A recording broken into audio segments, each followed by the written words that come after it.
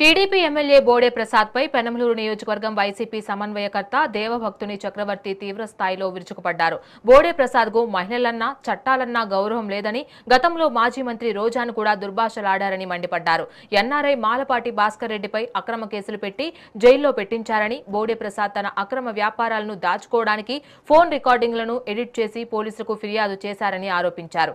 Jagan YCP నాయకులను దూషిస్తే ఊరుకునేది లేదని చక్రవర్తి హెచ్చరించారు. నీచ మాటలు మాట్లాడే దరిద్రుడు నువ్వే. ఈ నియోజకవర్గంలో అత్యంత గౌరవంగా మాట్లాడాల్సిన వ్యక్తి నువ్వు. కానీ నువ్వు లకారాలతో అందరినీ మాట్లాడతావు. ఒక భాస్కర్ రెడ్డితో సంబంధం లేదు. భాస్కర్ రెడ్డితో మొదలెట్టుకుని నాతో మొదలెట్టుకుని అందరినీ తిట్టావు.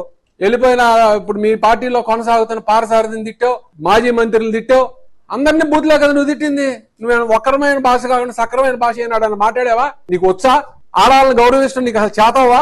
సాటి ఎమ్మెల్యే శాసనసభ్యురాలను పట్టుకుని నువ్వు వేష గృహాలు నడిపింది నిష్టం వచ్చినట్టు మాట్లాడావు.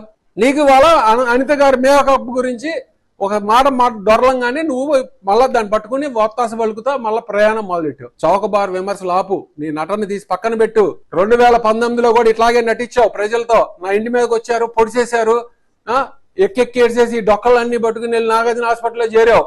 గుర్తుందా నీకు? గుర్తుందా? గుర్తు చేస్తున్నా, మళ్ళీ గుర్తు తెచ్చుకో. వాళ్ళందరూ పొడిచిన వాళ్ళందరూ ఎక్కడున్నారు? నీ వెనకాలే బ్యానర్లు కడుతున్నారు. నీతోనే తిప్పించుకుంటున్నావు.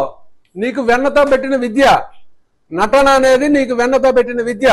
నువ్వు ఎంత నీచానికైనా దిగజారుతావు. నువ్వు ఎలక్షన్ లో సానుభూతి పొందుతానుకో లేకపోతే ప్రజల దగ్గరికి వెళ్ళి చేయటానికో ఎన్ని నటనలు నటిస్తాలన్నా కూడా ఏమాత్రం కూడా సంకోచించు. 2013 నాగార్జున హాస్పిటల్లో చేరావా చేరలేదా? మళ్ళా చెప్తున్నా నీకు, చౌకబార విమర్శలు మానుకో. ఈ నటనా చాతుర్యం తీసి పక్కన పెట్టు. రీల్స్ చేసుకో జాగ్రత్తగా.